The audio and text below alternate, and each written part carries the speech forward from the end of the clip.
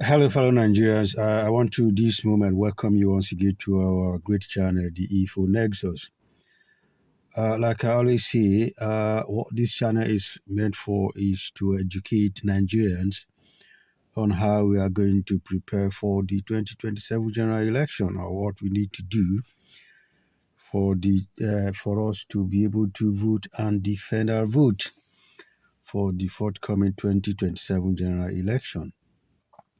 You see, today I want to briefly talk on why the so-called leaders, the politicians, plays on Nigeria's intelligence, and they do what they do because they feel they can go away with it, because they can feel. They feel they will return in future and begin to give excuses on, also again brainwash Nigeria on why they do what they did, or begin to tell Nigerians why they are not a new person. And most Nigerians seems to believe them. I give you an example. For example, the likes of Erufai, who has been in recent months going from one place to another, telling you that the only way to save Nigeria is forming an opposition. Forming a coalition. This is what they did in 2015 when they came together with so-called coalition. They disputed Jonathan. They said Jonathan was clueless. They said Jonathan was a drunkard. They said they made coffin and put them, Jonathan, as if Jonathan was inside the coffin. They organized Occupy Nigeria, Save Nigeria, so all over the country begin to deceive Nigeria that what Jonathan was doing were wrong. And meanwhile, they knew that the step Jonathan was taking was to make the economy work, which they have come out to confess. As I speak to you now, I don't know if most of you have seen it all over the internet. They are confessing it, especially like Femi Kayode, the former governor of Ekiti State, have confirmed to that fact that they knew what Jonathan was doing was correct. In fact, Sanusi Lamido, the current emir of Kano State, have also confirmed that. You see, those guys, they gang up, the likes of Europa and this same Tinubu that is destroying Nigeria now, said Jonathan was the person that was destroying Nigeria, that the box stopped at Jonathan's table when this insecurity of killings were going on. They organized a protest, Occupy Nigeria. People like Bakari, all of them, hypocrite. Orosho Inka, hypocrite, all of them, whom cannot even speak now. They said Jonathan was clueless. The same people now, automatically, they are deaf and dumb. They can't say nothing because now he's a Yoruba man in power. Now, you see, why I'm saying this is this. You see, Nigeria seems too quick to forget. Let me say, it's not as if they're quick to forget. It's because of the tribal sentiment, that the religious sentiment that they have used to divide Nigeria. Most people sees this as a very, how will I put it now? They see it as not wrong when any of their own is in power, destroy Nigeria. Let me also refer back again to Erufai. I keep asking so many of you, the question you have failed to ask Erufai is this. When Buhari was in power, was the economy moving forward or not? No, the economy was moving backwards. Did Erufai made any noise? No. The reason being because Buhari was in Northern. So as long as it's my tribe, even if the person is destroyed the economy, they don't care. Like what so many Yoruba people are doing now, even when they see the truth. They don't want to tell the truth that the economy is being destroyed by Tinubu. So this is the pattern they have been using to brainwash, to deceive Nigeria, to tell Nigeria to say we can do whatever we want to do and go with it. Now, let me come to the main fact that I want to give. For example, running up to the 2023 general elections, Mahmoud was going from one platform to another, from one radio station from one TV station to another, telling Nigerians that he's going to conduct a free and fair election. That in fact, Beavers was a game changer. That Beavers are going to transfer result in no time. And to convince all of you, to deceive all of you, what they did, they used Edo as a test run. They conducted Edo state election. They make sure that that election seems to be free and fair. They make you look the election as free and fair. To the extent they had an agreement with Obaseki, we give you the Edo State governorship. We return you back to office, and you will deliver Edo State to us in 2023 when the election comes. If you think it was Wike, or because most of you thought then that Wike, it was because of Wike that made Obaseki return back there, won the governorship election that return him for the second time. No, it was an agreement with the APC. So they brainwash you, they make you they believe that the Edo State election was kind of free and fair, so that they will prepare your mind for the 2023 general election that it was going to be free and fair. So because of that, everybody relaxed. Everybody believed Mahmoud, believed his lies and gimmicks. I was telling you he was going to conduct the 2023 general election. But on the day of election, you saw what happened. Apart from the violence that take all over the place during election day, Mahmoud, at the middle of election, switched off the server. To that extent, nobody could do anything there because everybody was caught unaware, because Mahmoud was going from one place to another before election, telling lies, preparing your mind for you not to even prepare for any action or to prepare for how to defend your vote or defend yourself. They were telling you that election was going to be free and fair.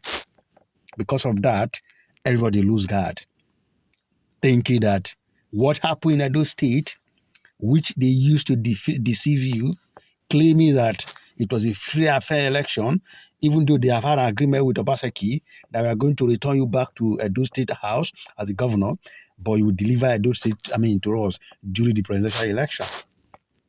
That's what happened in Edo State, not because of Wike, not because of what Obaseki did, not because Obaseki was doing well, and because the Edo State saw that Obaseki was the only alternative, not because that PDP was good. And again, the agreement he had with the APC, that was why he was returned. So what I am telling you that now, the same scenario is going to play itself again. Watch out for the same scenario. This I'm going to tell you, I'm telling you now. Now, the current INEC chairman is moving all over the place, telling you that he's going to conduct a free and fair election. And most of you are believing him. I believe him. Most of you now begin to believe him, the lies he's telling you that he's going to conduct a free and fair election. Watch the day he was when they said they did that kangaroo screening or confirmation in Senate. The script was already written. The question they were asking was already written. It was a script written that they were playing out. You saw what he was speaking. You look at his lip. Go and watch the clips again.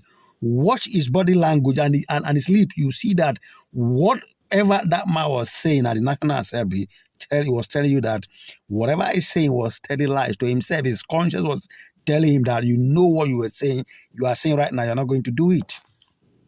After that, he granted so many press interviews that was going to conduct a free and fair election, that the people has placed trust on him. Which people? The same people you will betray in 2027? This same person that Tinubu single-handedly picked. He said it was the council of state meeting that agreed for this man to be appointed as the INEC chairman. I am yet to see today what council of state meeting that sat to unanimously agree that this man should be picked as the INEC chairman. Like I told you, Tinubu picked him himself and made him the chairman of INEC. And now the same man is going all over, going to media house, granting interview, telling you that he's going to conduct free and fair election, and most of you are beginning to believe him, for you to lose guard, for you not to prepare for how you are going to vote and defend your vote. Now, they are going to use the same template they use in Edo State, in Anambra State. Listen to me very well. Now, Anambra State election is coming. Now, Soludo will be returned. Mark my lips. Soludo will be returned as the governor of Anambra State. They are using that to tell you, so that's to prepare your mind, to let you know that 2027 general election is going to be free and fair. So once Soludo is returned, the election is going to be seems to be free and fair. The next election in Anambra State that is coming up very soon. So it's going to be seem to you that the election is free and fair. It looks to you that way. So whether you like it or not, let me remind you for free that Soludo is APC, is indirectly working for APC, even though it's in Abga.